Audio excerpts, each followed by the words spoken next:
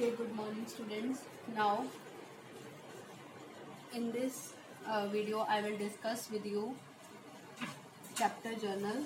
Okay, so in journal what we have studied, like if there is a transaction you first have to identify, first you must be clear which method or which approach you want to follow, whether traditional or modern classification.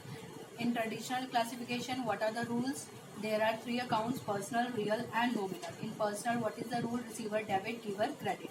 And in real, debit what comes in, credit what goes out. And in nominal, all expenses and losses debit and all income and gain credit. And in modern classification, in assets, expenses and in assets and expenses, the rule is increase in debit and decrease is credit.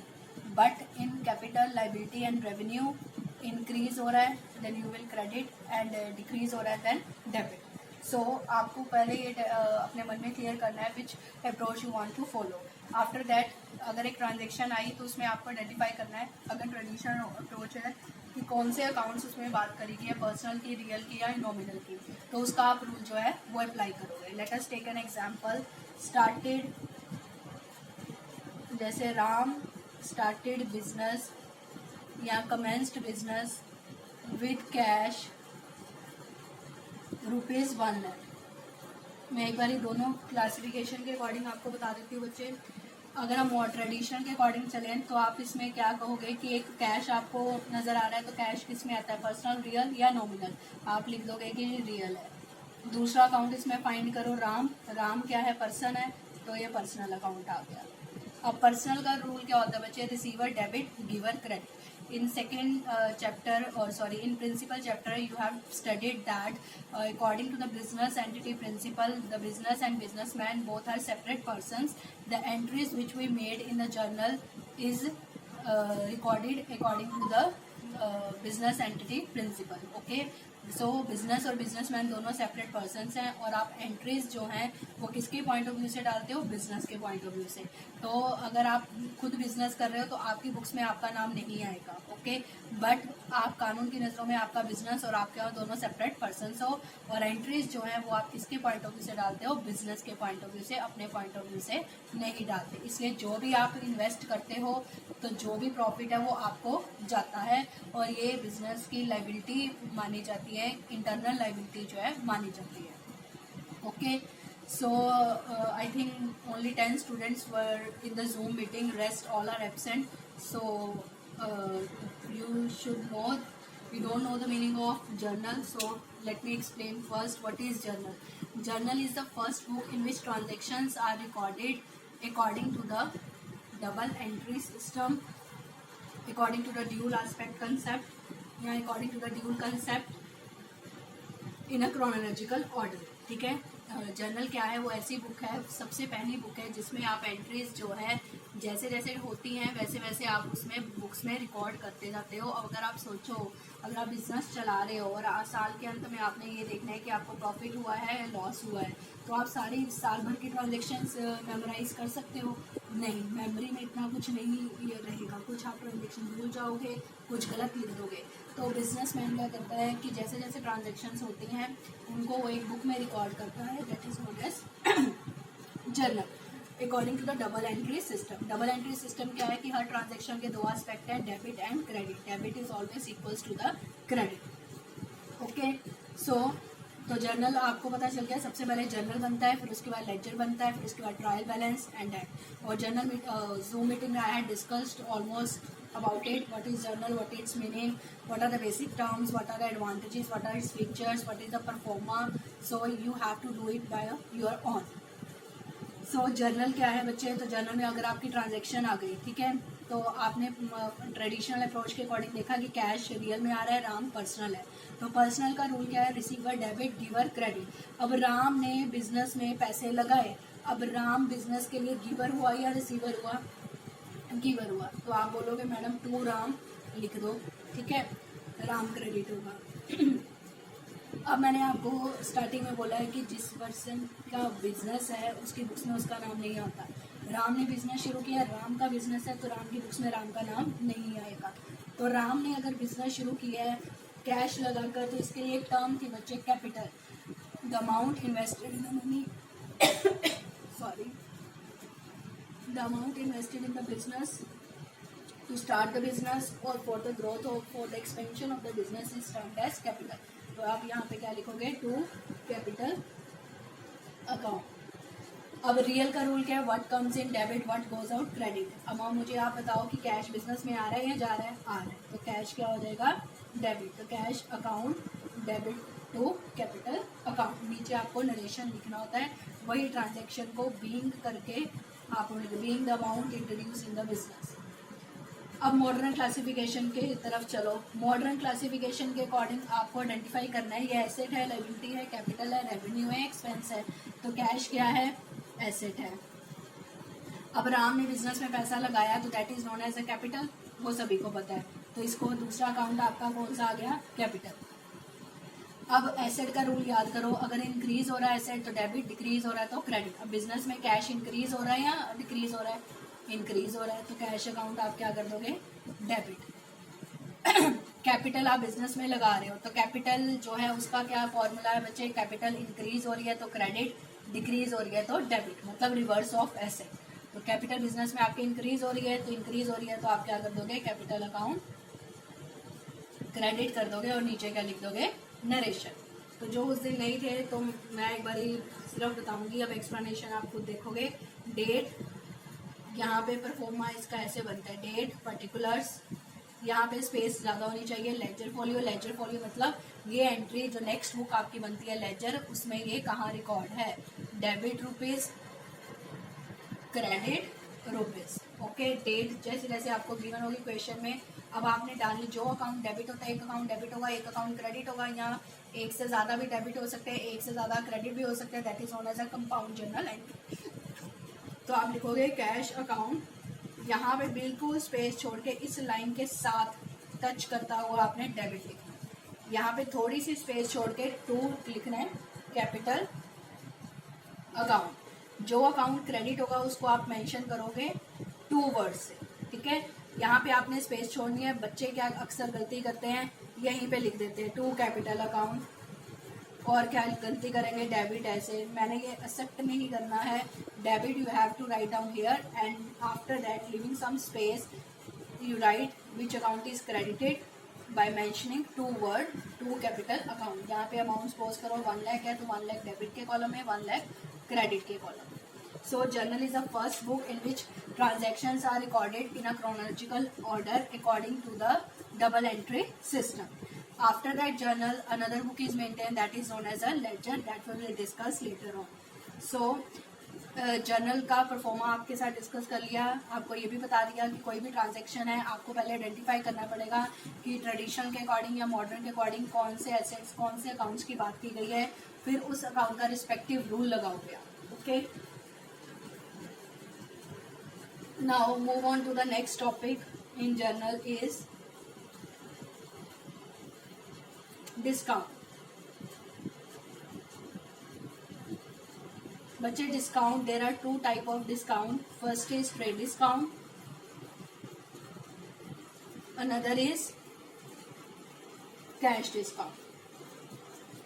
Okay, trade discount क्या होता है, जब आप किसी के पास 100, 200, 300 register एकदम से खरीद लेते हो तो आपको बल्क क्वांटिटी में खरीदने के लिए कुछ डिस्काउंट देते हैं, that is known as a trade discount. ये किसके ऊपर मिलता है, जब आप कोई सामान लार्ज क्वांटिटी में बल्क क्वांटिटी में शॉपकीपर से खरीदते हो या सप्लायर से आप माल खरीद रहे हो, बल्क क्वांटिटी में खरीद रहे हो, तो वो आपको क्या देगा, trade discount. And trade discount will not be shown in the books, will not be shown in the books. जो ट्रेड डिस्काउंट है वो आप बुक्स में शो नहीं करते हो।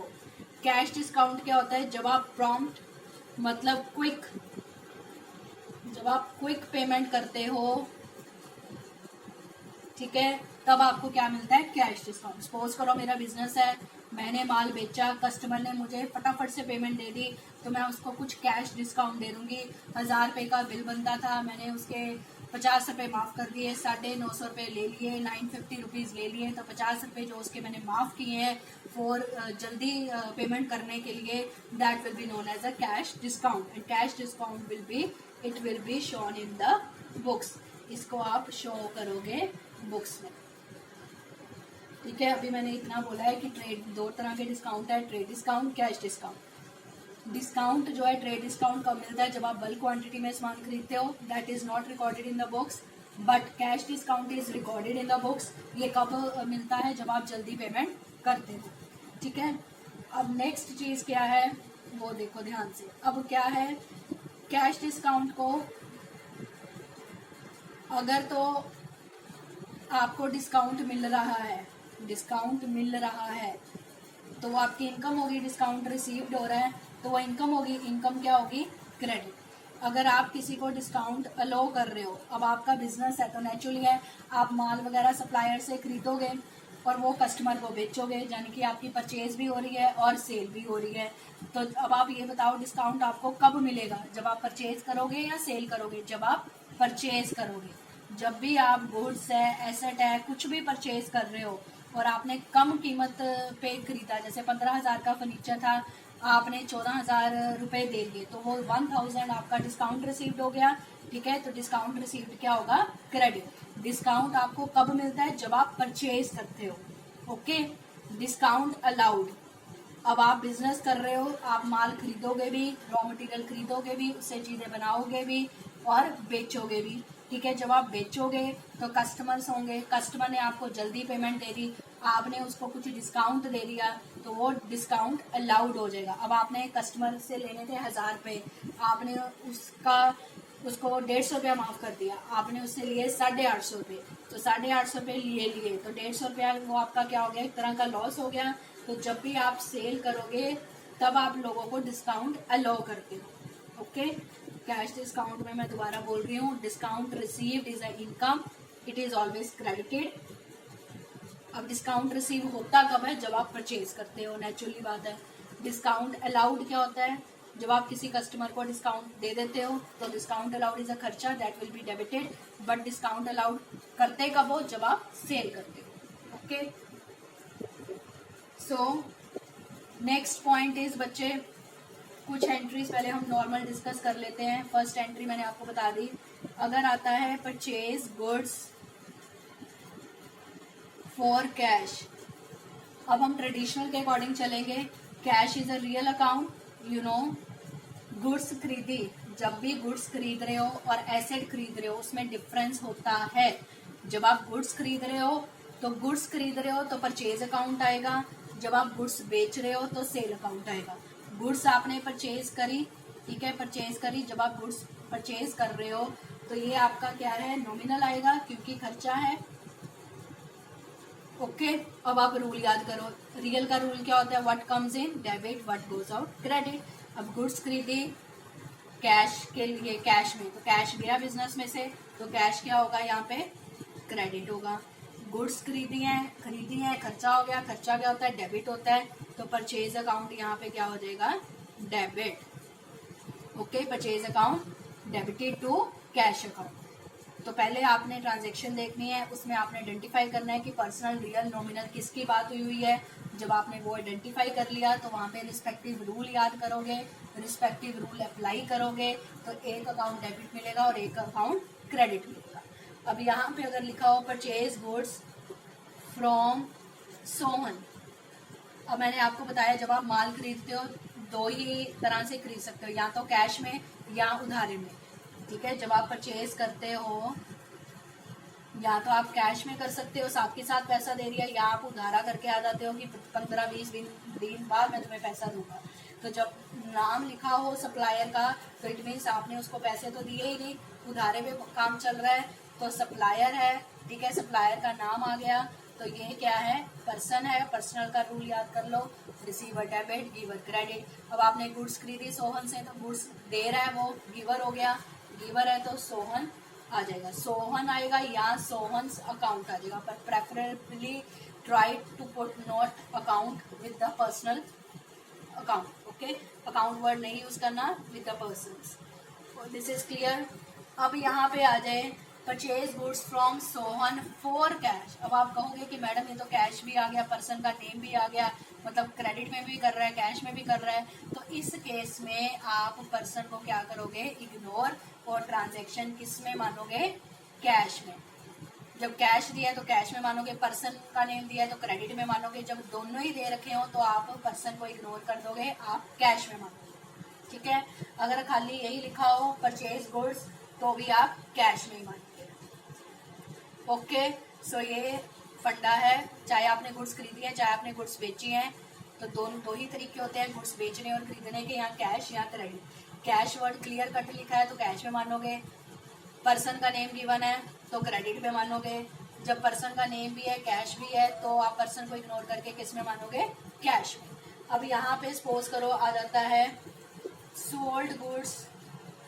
अब आपने गुड्स बेची, सेल करी है, मैंने बोला था ना जब गुड्स बेचती है तो कौन सा अकाउंट ओपन करोगे, सेल अकाउंट। तो ये नॉमिनल अकाउंट का नेचर है क्योंकि आपको इनकम हो रही है। Sell goods for cash, cash किसका है, रियल अकाउंट का। रियल का रूल क्या होता है बच्चे, what comes in debit what goes out credit. सामान बेचा कैश आया तो कैश के इसमें क्या होगा, डेबिट, और सेल यहाँ पे क्या होगी, क्रेडिट, क्योंकि आपका नॉमिनल अकाउंट में रूल क्या होता है, income and gain credit.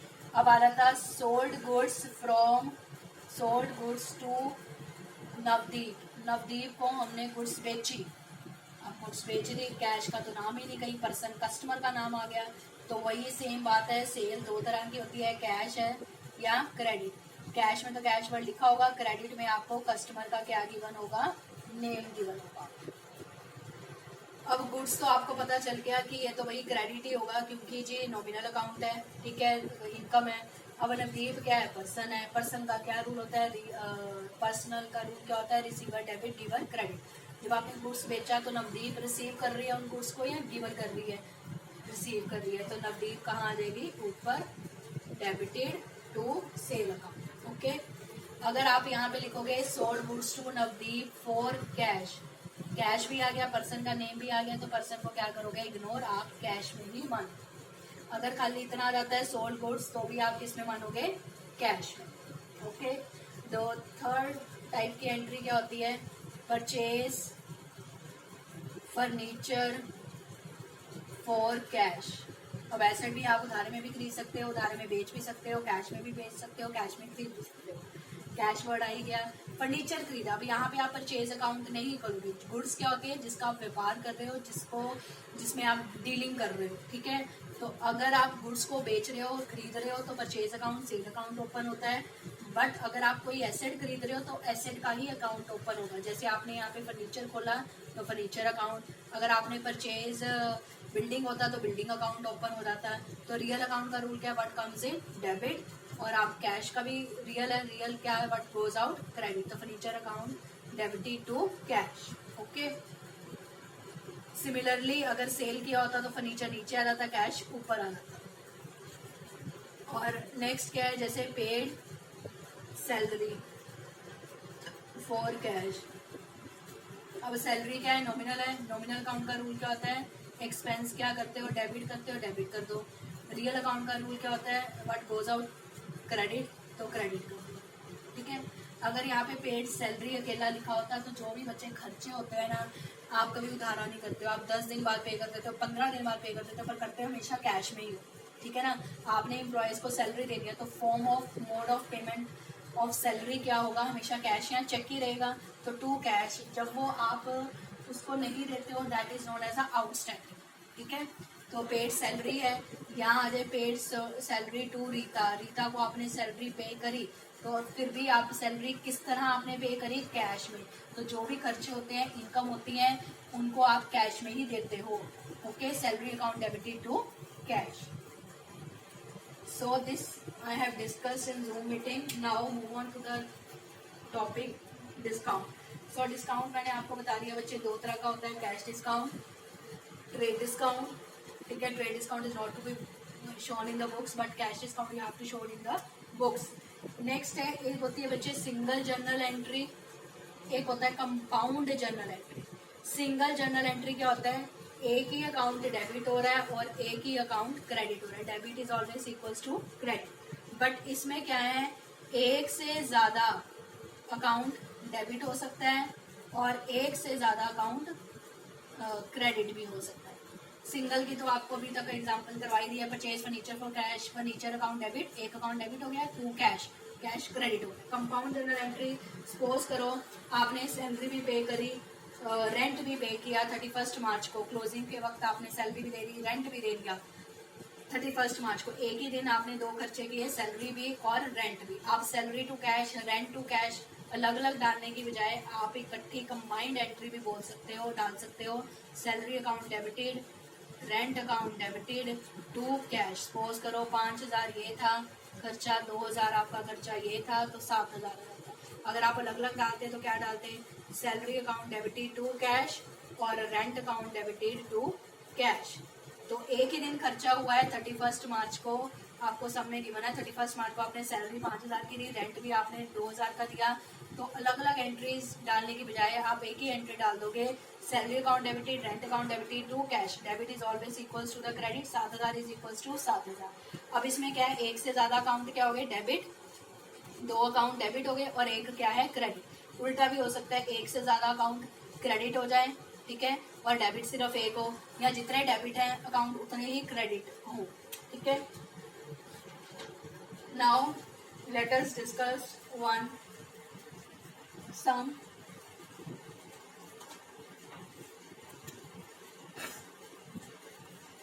Now it is written that record the following transactions in the journal of narration company। तो पहले आप ऊपर लिखोगे जर्नल ऑफ जो भी पर्सन का नाम है, नरेशन कंपनी, फिर आप प्रॉपर जो है परफॉर्मा ड्रॉ करोगे, ठीक है। यहाँ पे आप डेट लिखोगे, यहाँ पे आप पर्टिकुलर्स लिखोगे, ये कॉलम जो है इसको स्पेस ज़्यादा देनी है, ledger folio, okay, debit rupees, okay, credit rupees, okay. Now first example, first transaction क्या है वो आप ध्यान से सुनना। Paid cash to Mahesh rupees 9600, paid cash to Mahesh 9600 and discount receive from him 400। अब ट्रांजेक्शन ध्यान से सुनना, क्या बोली है आप एक बार लिख भी लेना। पेड कैश टू महेश 9600 और बोला हुआ and discount received from him 400। ये आपकी ट्रांजैक्शन आपने लिख ली होगी कहीं पे। तो इसको सोल्यूशन कैसे करेंगे, अब आप सोचो। ये एक ही दिन की ट्रांजैक्शन है, जून 1 की, ठीक है। क्वेश्चन में लिखा हुआ है जून 1 को आपने ये काम किया है, आपने महेश को 9600 रुपये दिए और डिस्काउंट आपको रिसीव हुआ है उससे 400 रुपये। तो अब इसका सोल्यूशन क्या होगा बच्चे, अब इसका सोल्यूशन देखो, आप यहाँ पे लिखोगे जून 1 जो भी ईयर गिवन होगा 2018, पेड कैश टू महेश। अब आपने महेश को क्या दिया है, कैश दी। महेश क्या है, पर्सन, रियल और नॉमिनल पर्सन है। रूल लगाओ, रिसीवर डेबिट, गिवर क्रेडिट। अब आपने महेश को कैश दिया तो वो रिसीवर हुआ, चलो जी महेश को तो हमें पता चल गया उसको क्या करना है, डेबिट करना है। दूसरी बात सोचो, आपने कैश क्या है, रियल अकाउंट, रियल का रूल याद करो, what comes in debit what goes out credit. अब कैश आपके बिजनेस में आ रहा है या जा रहा है, जा रहा है, तो कैश को क्या करना है, क्रेडिट करना है। फिर उन्होंने साथ में लिख दिया डिस्काउंट, उससे कितना रिसीव हुआ है, 400 रुपये का। अब मैंने आपको बताया था कि डिस्काउंट रिसीव्ड सीधा ही लिखा हुआ है, तो डिस्काउंट रिसीव्ड क्या होती है, आपकी इनकम। तो पूरा आपने लिखना है डिस्काउंट रिसीव्ड अकाउंट क्रेडिट, ठीक है। अब मैंने आपको ये बोला था कि परचेज के टाइम डिस्काउंट रिसीव्ड होता है, हो सकता है आपने महीने से पहले कोई परचेज किया हो उधारे पे, ठीक है। अब आप उसको कैश दे रहे हो, जब आपने उसको फटाफट से इमीडिएटली 1 डे 2 डेज में, कई बार सप्लायर टाइम लिमिट सेट कर देता है कि अगर आपने मुझे 15 दिनों के अंदर अंदर पैसा दे दिया तो मैं आपको इतने पैसे माफ कर दूंगा। तो आज आपने जून 1 को सपोज करो, इससे पहले जो मई है, मई के 25 में आपने कोई माल खरीदा होगा, उसने बोला होगा कि 15 जून तक पैसे दे दोगे तो मैं आपको इतना पैसा माफ कर दूंगा, तो ये सप्लायर को ही पैसा जा रहा है। अब कैश कितना गया 9600, डिस्काउंट रिसीव्ड कितना गया 400।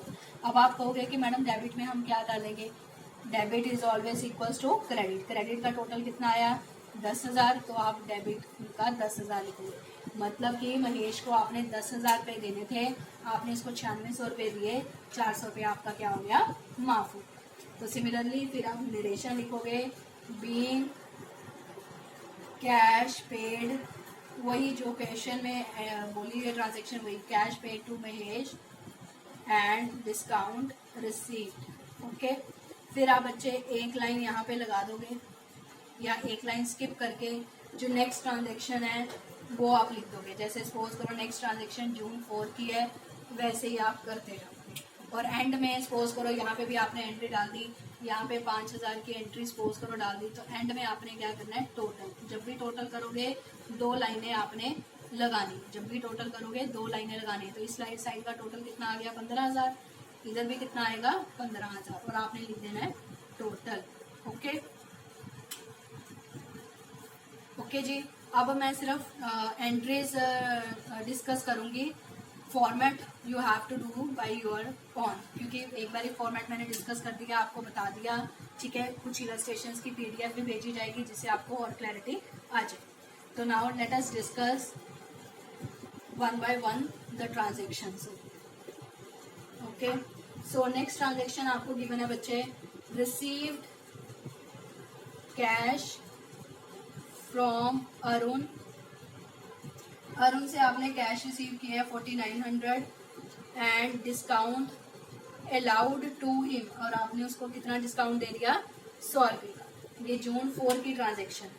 तो नेक्स्ट ट्रांजेक्शन आपने फॉर्मेट बना लिया होगा, उसी में ही आप बच्चे डालते जाना अपने। ओके, सो जून 4 को एंट्री है, इसका सोल्यूशन क्या है, कैश आपने, कैश क्या है आपका रियल अकाउंट, अरुण क्या है पर्सनल अकाउंट, डिस्काउंट अलाउड क्या है नॉमिनल अकाउंट, सारे ही अकाउंट आ गए। अब आप 1 बाय 1 रूल रिकॉल करो। रियल का रूल क्या होता है, जल्दी से सभी अपने मन में बोलो। रियल का रूल क्या है, yes, debit comes in credit goes out. अब कैश बिजनेस में आ रहा है कि जा रहा है, आ रहा है, चलो जी कैश अकाउंट क्या कर दो, डेबिट कर दो, अमाउंट बोल दिया 4900, ठीक है। Discount allowed, discount allowed is expense और इनकम, एक्सपेंस है वो भी डेबिट होगा, फटाफट से डेबिट कर दो उसको भी 100 रुपया। अब आप मुझे बताओ, Arun is a personal, personal का रूल क्या होता है, यस, सो वो कैश रिसीव कर रहा है, सॉरी हमने उससे कैश रिसीव किया तो वो पैसा दे रहा है, गिवर है, तो अरुण क्या हो गया, गिवर। अब अमाउंट क्या आएगी, debit is always equals to the credit. तो अरुण से आपने 5000 ले लिए थे, आपने उससे 4900 लिए, 100 रुपीज आपने उसके क्या कर दिए, माफ कर दिए। Okay, so move on to the next transaction, goods. Next transaction is on June 10। आपने अलग अलग नहीं डालनी बच्चे, आपने एक ही बार जनरल का परफॉर्मा बनाना है, उसी में ही सारी एंट्रीज डाल देनी है। ये मैं अब ट्रांजेक्शन्स को समझाने के लिए आपको ट्रांजेक्शन भी लिख रही हूँ और आंसर भी लिख रही हूँ। आपने सिर्फ जनरल में एंट्रीज ही डालनी है, मतलब कि आंसर ही लिखनी है। जून 10 को क्या गिवन है, गुड्स सोल्ड टू हरीश। आपने गुड्स जो है हरीश को बेची हैं 30,000 की। अब इसका आंसर तो सभी को पता ही होगा, Harish is a personal, personal का रूल क्या है, वो रिसीव कर रहा है गुड्स को, तो डेबिट, गुड्स बेची है तो वो नॉमिनल अकाउंट है, इनकम हो रही है टू सेल अकाउंट। ये तो सिंपल था, ठीक है। अब नेक्स्ट उन्होंने बोला हुआ है हरीश रिटर्न गुड्स। अब इसको ध्यान से देखना, गुड्स आपने कितनी बेची हरीश को, 30,000 की। अब वो नेक्स्ट बोल रहा है जून 12 को क्वेश्चन क्या कह रहा है, हरीश रिटर्न गुड्स। हरीश ने गुड्स वापस कर दी, कितने की गुड्स वापस कर दी उसने, 2000 की। अब आपने हरीश को सामान बेचा, आपने किसी कस्टमर को सामान बेचा, हो सकता है उसको पसंद नहीं आया, उसके अकॉर्डिंग नहीं था, उसने गुड्स आपको वापस कर दी। तो जब भी आप सामान बेचते हो, कस्टमर आपको गुड्स वापस कर देता है, तो उस अकाउंट को आप क्या बोलते हो, सेल रिटर्न अकाउंट और रिटर्न इनवर्ड अकाउंट। गुड्स बेची, अगले को माल पसंद नहीं आया, अगले ने माल वापस कर दिया, तो that will be known as sale return account. Sale is always credited, then sale return will always be debited. अब माल वापिस आ गया, आपने तो माल बेच दिया था, आपने इसको इनकम मानना हुआ था, पर उसने तो गुड्स वापस कर दी, वो आपकी इनकम रही नहीं रही, वो क्या हो गया, उल्टा लॉस हो गया। तो cell return you can say it is your loss, तो डेबिट कर दो। दूसरा तरीका याद करने का क्या है कि गुड्स आपके बिजनेस में वापस अंदर आ गई, जो चीज बिजनेस के अंदर आ गई वो क्या हो जाएगी, डेबिट। तीसरा तरीका याद करने का क्या है, सेल हमेशा क्रेडिट होती है, तो सेल रिटर्न क्या होगी, डेबिट। तो इस सम में, इस ट्रांजेक्शन में हरीश क्या हो गया, गिवर, तो 2000 ये आ गया। अब नेक्स्ट ट्रांजेक्शन जो है वो ध्यान से सुनना। जून 14 की गिवन है ट्रांजेक्शन बच्चे। Received cash from Harish ₹27,500 in full settlement of his account. अब वो कहता है कि हमने हरीश से 27,500 ले लिए इन full settlement of his account. जितना उसने पैसा देना था उसका उक्का सुक्का करके हमने कितना पैसा ले लिया, 27,500। अब आप पहले ये सोचोगे मैंने हरीश से पैसे कितने लेने थे। अब आप रिकॉल करो, आपने उसको गुड्स कितने की बेची थी, 30,000 की, ठीक है, यानी कि 30,000 उधारे में बेची थी, 30,000 लेने थे। बट उसने आपको सामान कितने का वापस कर दिया, 2,000 का।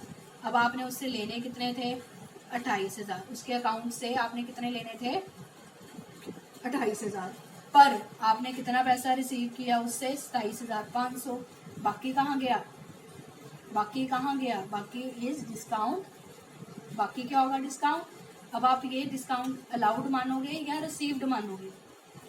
अब आपने हरीश को सामान बेचा था, जब आपने सेल करी थी, तो जब मैंने बोला था जब भी आप सेल करते हो तो डिस्काउंट अलाउड आता है, तो कॉमन सेंस भी यूज करो। आपने किसी को सामान बेचा है 30,000 का, 2,000 उसने वापस कर दिया, उसने आपको 28,000 देने थे, पर आपने उससे रिसीव 27,500 किए हैं, तो आपने उसको 500 रुपये का क्या दे दिया, डिस्काउंट दे दिया। तो इसकी एंट्री तो आप सभी को आती होगी। कैश अकाउंट क्या हो जाएगा, डेबिट, कितने से, 27,500 से।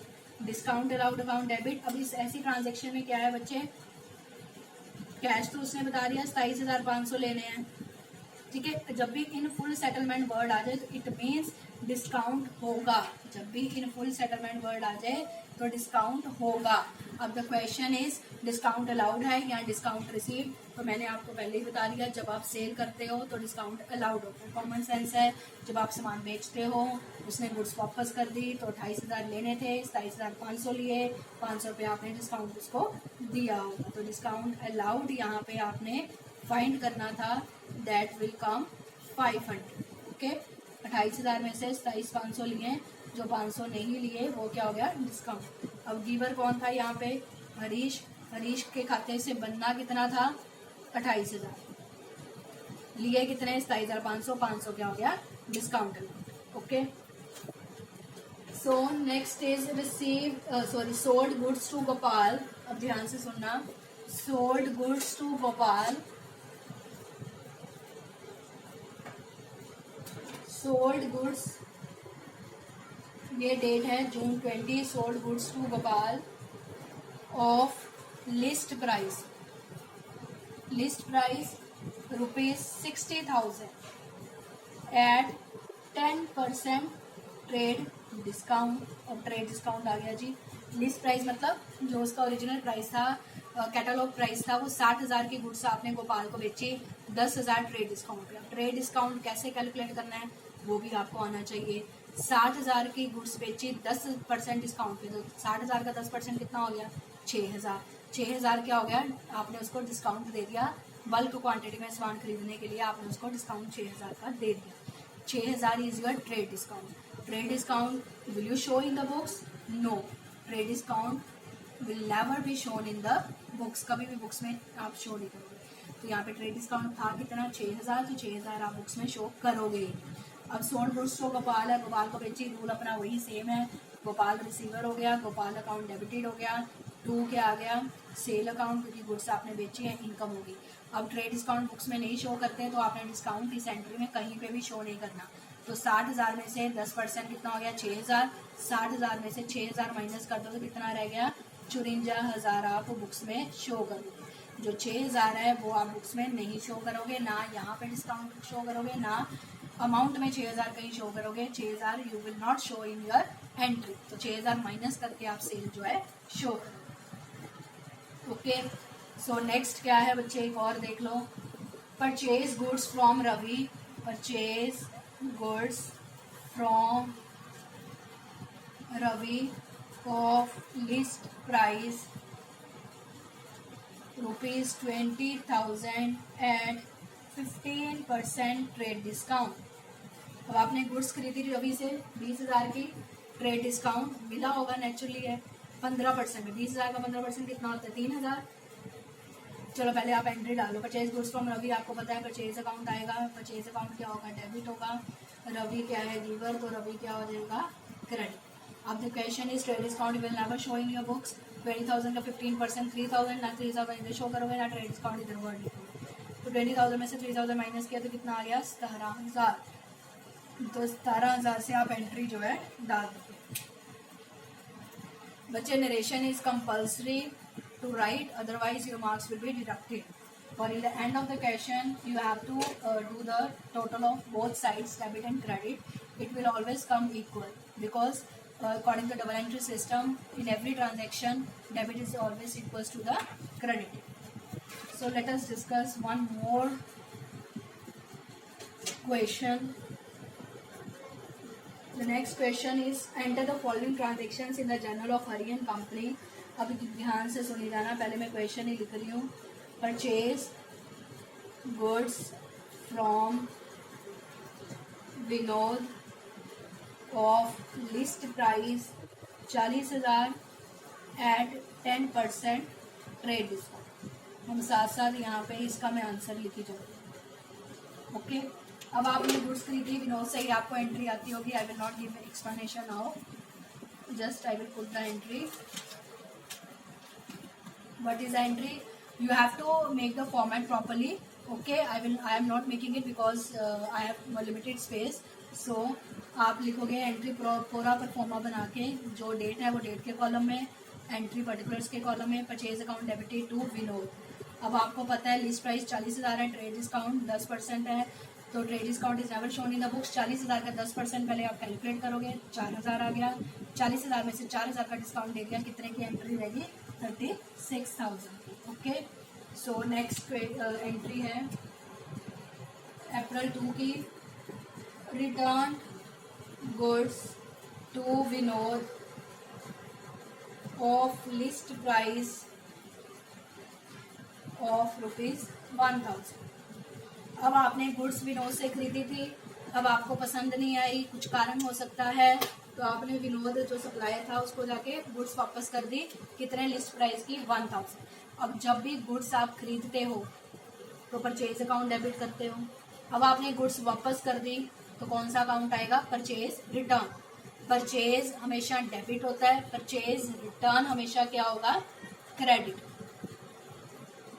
दूसरा तरीका क्या है? जब आपने परचेज करी थी, आपने खर्चा मानना हुआ था, अब आपने गुड्स वापस ही कर दी, यानी कि वो आपका खर्चा रहा ही नहीं, तो वो आपका इनकम में कन्वर्ट हो गया, तो इनकम क्या होती है? क्रेडिट। फर्स्ट वे तो ये है। दूसरा वे क्या है? परचेज हमेशा डेबिट होती है, परचेज रिटर्न क्या होगा? क्रेडिट होगा। थर्ड क्या है? गुड्स के पॉइंट ऑफ व्यू से आप सोच सकते हो कि गुड्स बिजनेस से बाहर चलेगी, to purchase return. Vinod is the receiver. अब अमाउंट यहाँ पे क्या है? लिस्ट प्राइस 40,000 था, 10% ट्रेड डिस्काउंट शो करके हमने यहाँ पे प्राइस शो किया है 36,000। और 1,000 इज योर लिस्ट प्राइस।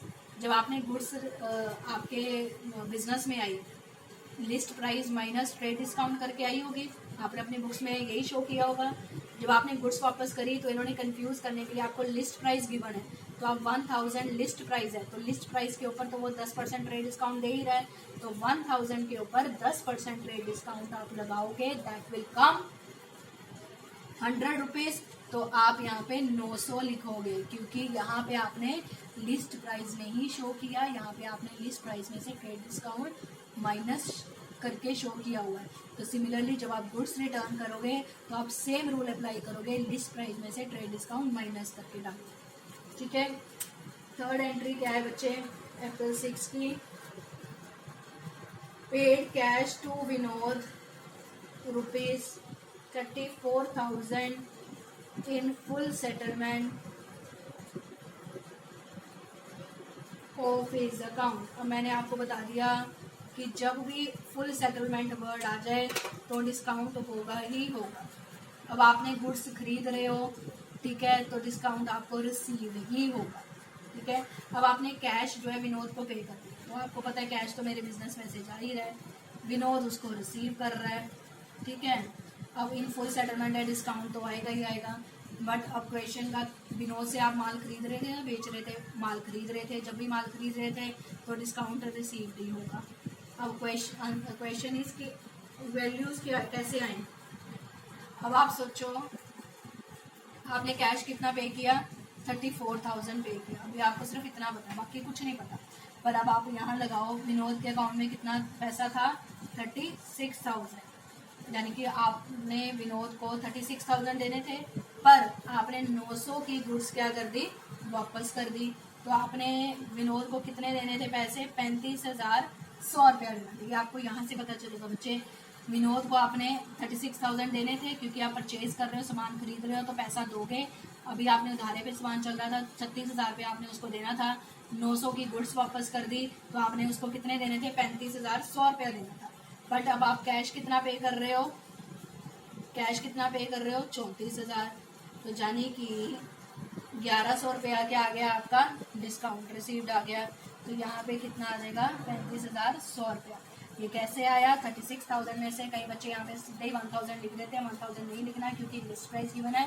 तो लिस्ट प्राइस पे डेज डिस्काउंट आप माइनस करके लिखोगे। तो 36,000 में से 900 पे आपने डिस्काउंट दे दिया, तो बाकी जो कीमत रहेगी वो आपने विनोद को देनी थी, पर आपने एक्चुअल में उसको कैश कितना दिया? 34,000 का। तो बाकी क्या हो गया? Discount receive. ओके। अब द क्वेश्चन इज कि अगर एक ही एंट्री में, ठीक है, इस तरह का क्वेश्चन भी आ सकता है आपको। अब द नेक्स्ट टॉपिक इज कि अगर आपको एक ही एंट्री में लिस्ट प्राइस भी गिवन है, ट्रेड डिस्काउंट भी गिवन है। सपोज करो लिखा हुआ है bought goods for cash of list price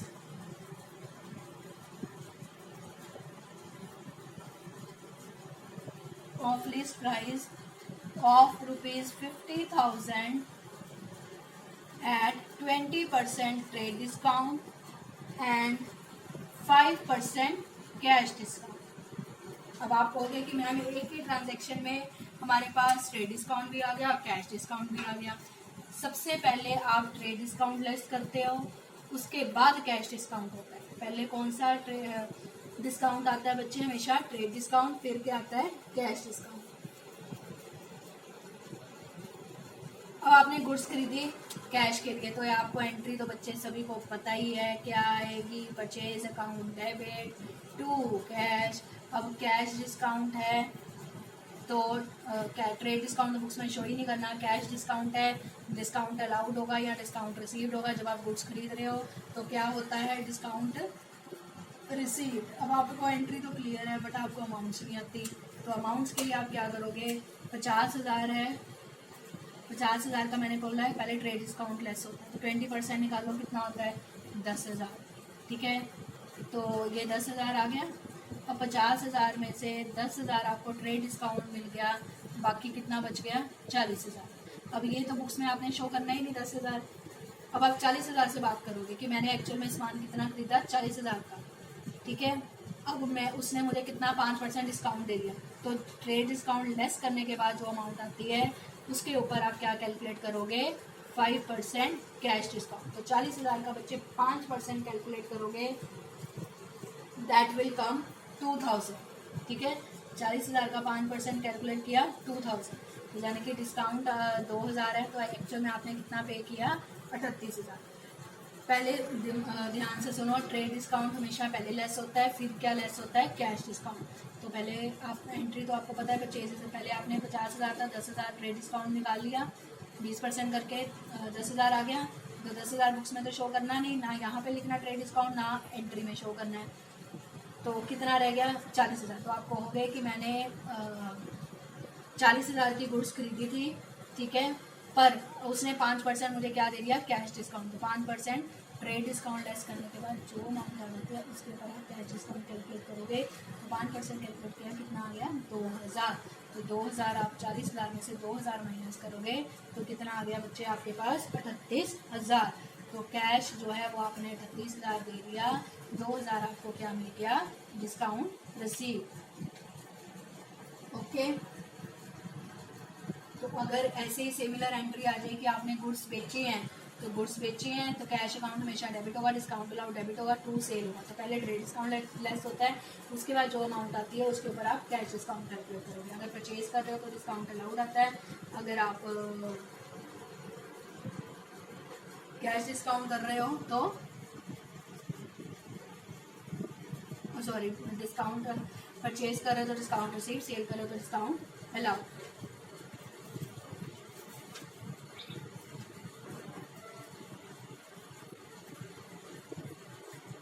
now एक और ट्रांजेक्शन करते हैं बच्चे। Late us discuss one more and this will be the last. Okay, इसको ध्यान से सुनना। Purchase goods from Gurpreet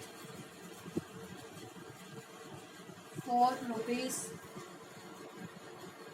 2 lakh at 5% cash discount and 10% trade discount. तो चाहे ट्रेड डिस्काउंट बाद में लिखा हो चाहे पहले लिखा हो, आपको पता ही है ट्रेड डिस्काउंट हमेशा पहले लेस होता है।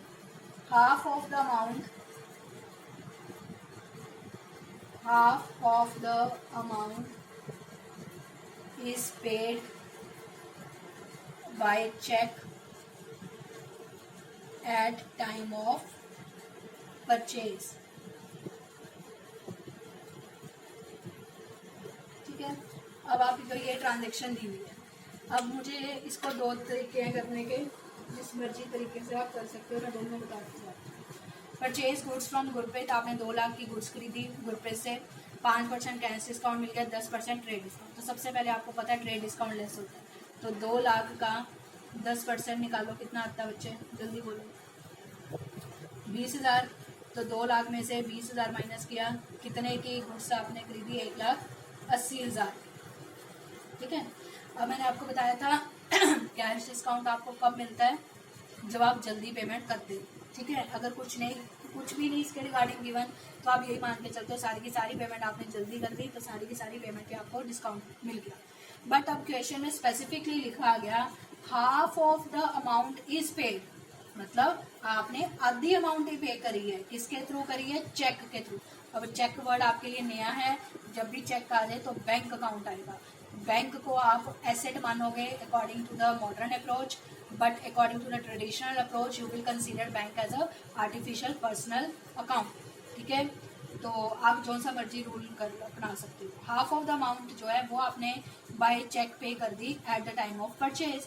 अब मुझे ये बताओ, जब आपने हाफ अमाउंट पे करी है तो कैश डिस्काउंट आपको कब मिलेगा, हाफ अमाउंट के ऊपर ही मिलेगा कि पूरी अमाउंट पे मिल जाएगा, हाफ अमाउंट पे। तो पहले 2 लाख में से 20,000 तो हमने माइनस कर दिए, इसकी एंट्री डाल दी। Purchase account debited to Gurpreet. अब आपको ये तो सभी को पता है ट्रेड डिस्काउंट बुक्स में नहीं शो करते, तो ट्रेड डिस्काउंट लेस करने के बाद जो अमाउंट आती है 1,80,000 आप उसकी परचेज जो है बुक्स में शो करते हैं। अब नेक्स्ट क्वेश्चन इज, आपने गुरप्रीत को कितनी अमाउंट पे करी है, हाफ। इसके 2 कॉलम आप 2 एरो हमेशा बनाओगे। हाफ कितना होता है 90,000, हाफ कितना होता है 90,000। हाफ अमाउंट जो है वो आपने इमीडिएटली चेक के थ्रू पे कर दी। हाफ अमाउंट अभी भी पेंडिंग पड़ी है, देनी जाने की उधारा किया हुआ है आपने। ठीक है, अब आप इस चीज़ को ध्यान से सुनना। अब आपने 90,000 गुरप्रीत को दे दिया, तो जब आपने गुरप्रीत को पैसा दिया तो गुरप्रीत रिसीवर होगी उस चीज़ की। चेक के थ्रू पैसा दिया, या आप कह दो कि पैसा बिजनेस से चला गया, ठीक है, या बैंक ने उसको पैसा दिया तो बैंक गिवर होगा। जब भी आप परचेज कर रहे हो तो क्या आएगा, डिस्काउंट रिसीव। अब आप कहोगे कि मैडम ठीक है, हमने गुरप्रीत को यहाँ पे 90,000 देने थे, पर मैंने उसको 5% डिस्काउंट दे दिया। अब 90,000 का 5% कैलकुलेट करो, ये तो पेंडिंग है, इसके ऊपर तो डिस्काउंट दोगे नहीं। अब 90,000 के ऊपर 5% कैलकुलेट करो, दैट विल कम 4500, यानी कि 4500 आपने डिस्काउंट दे दिया, तो अल्टीमेटली आपने उसको चेक कितने का पे किया, 85,500 का। ठीक है, तो मेरी ट्रांजेक्शन अमाउंट्स इधर आ रही है, बट आपने डेबिट क्रेडिट वाली साइड ही डाल। तो 2 तरीके हैं, पहले आप ट्रेड डिस्काउंट लेस करके जो अमाउंट आई वो शो कर दोगे परचेज टू गुरप्रीत कि आपने 1,80,000 की परचेजेस करी है, पर उसमें से हाफ अमाउंट आपने चेक के थ्रू पे कर दी, हाफ इज अभी भी स्टिल पेंडिंग। तो जितनी पेमेंट करोगे उसके ऊपर आपको डिस्काउंट मिलता है। तो 90,000 आपने पेमेंट करी तो 90,000 के ऊपर 5% आपको डिस्काउंट मिलेगा। जब भी आप परचेज करते हो तो डिस्काउंट रिसीव होता है, यू ऑल नो। तो डिस्काउंट रिसीव 4500 के कॉलम में डाल दोगे, फिर आपने अल्टीमेटली चेक कितने का काट के दिया, 8500 500 का। ये भी आप तरीका अपना सकते हो, या आप एक ही एंट्रीज को कंबाइन करके बता दोगे। Purchase account to Gurpreet, Gurpreet account credit भी हो रहा है, गुरप्रीत डेबिट भी हो रहा है, फिर टू बैंक टू डिस्काउंट। आप इसको क्लब करके एक ही एंट्री डाल सकते हो। अमाउंट तो वैसे ही कैलकुलेट करोगे कि परचेज है 90,000, आपका क्या है क्रेडिट है, ये उधारा है पेंडिंग है, 90,000 आपने चेक के थ्रू दे दिया, जो इमीडिएटली पे किया उसके ऊपर डिस्काउंट मिलेगा। इसकी एंट्री क्या आ जाएगी, purchase account debited to bank. अब यहाँ पे कैलकुलेशन वही सेम ही रहेगी, 5% किया 4500, पहले इसका लिख देते हैं। 90,000 में से 4500 गए, आगे 85,500, डिस्काउंट रिसीव्ड आ गया 4500। ओके, और क्रेडिट, अब क्रेडिट पे है तो आपको पता है कि जब आप गुड्स क्रेडिट पे खरीदते हो तो सप्लायर का नेम आता है या कस्टमर का नेम आता है, तो सप्लायर का नेम आ गया टू गुरप्रीत। अब बैंक के कॉलम में 8500 500, डिस्काउंट रिसीव में 4500, टू गुरप्रीत में क्या आ जाएगा बच्चे 90,000। तो आप इनका टोटल करके देना है, इसके बराबर ही है। ओके,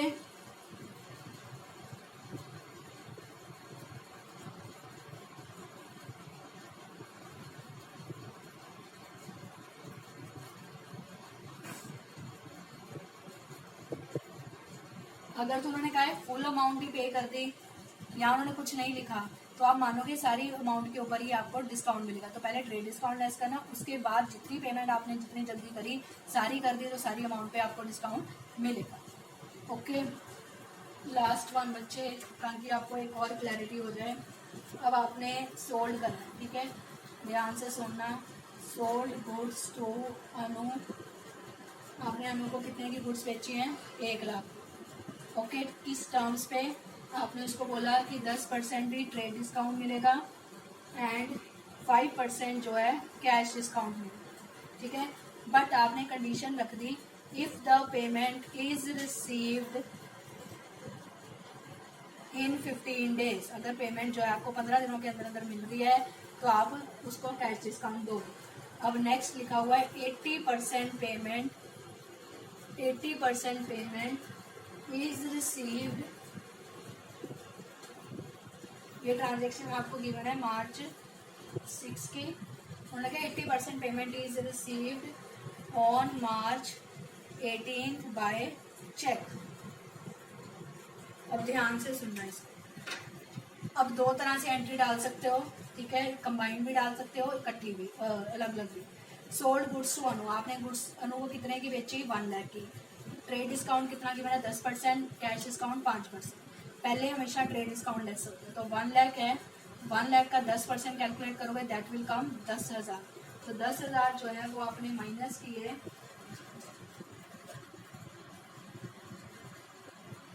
तो आपके पास कितना आ गया, 90,000। अब 90,000 को 2 पार्ट्स में डिवाइड करो। उसने कहा 80%, अब आपको पता है कैश डिस्काउंट कब मिलता है, जितनी जल्दी आप पेमेंट करो। कुछ नहीं मैं गिवन होता तो आप पूरे 90,000 रुपये लगा देते हैं, मान के चलते सारा इकट्ठे ही पे कर दिया। बट उन्होंने क्वेश्चन मेंशन कर दिया 80% पेमेंट आपने कब रिसीव करी है, मार्च 18 को। तो आप पहले मार्च 6 से 15 दिन काउंट करोगे, 6 7 8 9 10 11 12 13 14 15 16 17 19 20 तक बनते हैं। तो उसने आपको कब पेमेंट कर दी, मार्च 18, यानी कि विद इन 15 डेज पेमेंट करी है उसने, तो आप उसको कैश डिस्काउंट दोगे, ठीक है। पर उसने पेमेंट सारी की सारी कर दी मार्च 18 को, नो, उसने सिर्फ 80% पेमेंट की है। तो 90,000 का आप 80% कैलकुलेट करोगे तो दैट विल कम 72,000 पेमेंट जो है आप अनु ने आपको इमीडिएटली कर दी। तो 72,000 के ऊपर आप क्या दोगे, 5% डिस्काउंट दोगे। तो डिस्काउंट की अमाउंट जो है वो कैलकुलेट करके आपकी आ रही है 3600 रुपये, ठीक है। अब रह गया क्वेश्चन कि 90,000 में से 80% तो उसने इमीडिएटली पे कर दिया, तो 90,000 का 20% कितना हो गया, 18,000। मतलब कि ये उधारे पे रखा हुआ है उसने, ठीक है, ये उसने चेक के थ्रू पे कर दिया, मतलब बैंक के थ्रू पे कर दिया। और जितनी जल्दी आप पेमेंट करोगे, जितनी पेमेंट करोगे उसके ऊपर डिस्काउंट मिलेगा। उसने 80% इमीडिएटली पे किया तो 80% के ऊपर ही आप उसको 5% दोगे। पर 90,000 का 80% कैलकुलेट किया, कितना आ गया 72,000। तो 72,000 के ऊपर आप 5% उसको डिस्काउंट दोगे। अब इसको लिखोगे कैसे? जब आप गुड्स बेचते हो तो आपको पता ही है अनु ऊपर आएगा, ठीक है, क्योंकि अनु को आपने बेची है गुड्स, राइट।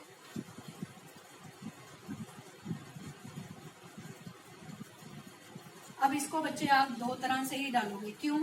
क्योंकि मार्च 6 को आपने गुड्स बेची, मार्च 18 को पैसा आया। मार्च 6 को आपने गुड्स बेची, मार्च 18 को पैसा आया। तो मार्च 6 को आप एंट्री क्या डालोगे? जब आपने गुड्स बेची अनु को, Anu debited to sales account. Amount कितनी थी? ट्रेड डिस्काउंट बुक्स में आता नहीं, अमाउंट कितनी आ जाएगी? 90,000। ओके। जब मार्च 18 है, जब आपने उससे पैसा रिसीव किया तब आप एंट्री डालोगे। अब आपने उससे पैसा रिसीव किया, यानी कि बैंक में पैसा आया, आपके रिसीवर हो गया बैंक, या आप कहोगे पैसा आ गया, तो बैंक अकाउंट क्या कर दोगे? डेबिटेड। सेल करते हो तो हमेशा क्या होगा? डिस्काउंट अलाउड करोगे, डेबिटेड टू।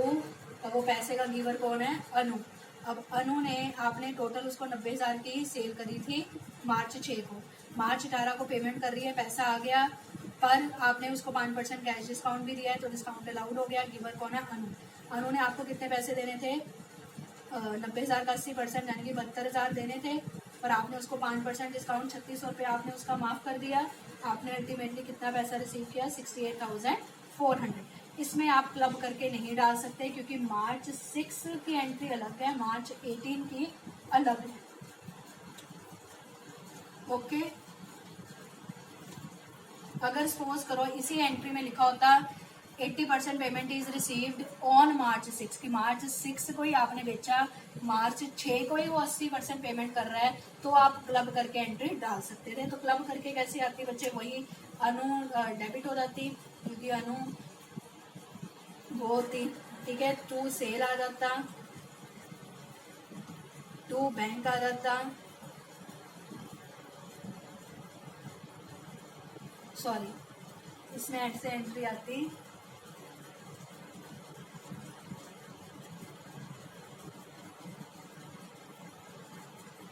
नहीं, आपने गुड सेल करी ना तो अनु ऊपर आ जाता, ठीक है, क्योंकि क्रेडिट पे सेल कर रहे हो तो कस्टमर का नेम आता है, बैंक आ गया, डिस्काउंट अलाउड आ गया, टू सेल। कंबाइंड एंट्री डालते हैं आपकी 90,000 की मैंने सेल करी।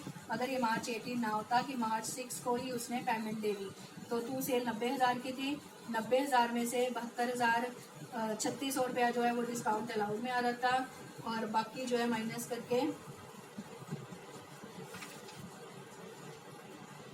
68,400 इधर आ जाता, और अनु के खाते में 18,000 इधर आ जाता।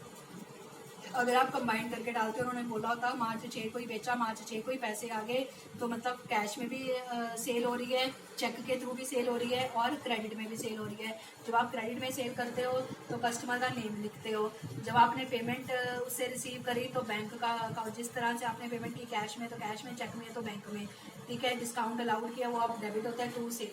अब आपने टोटल सेल कितने की करी थी? 90,000, जिसमें से उसने 18,000 का तो उधार ही रख लिया, बाकी 72,000 इमीडिएटली पे कर दिया, तो आपने 5% उसको डिस्काउंट दे दिया था, डिस्काउंट 3600 का दे दिया 72,000 में से, तो अल्टीमेटली आपने कितना पैसा रिसीव किया? 68,400।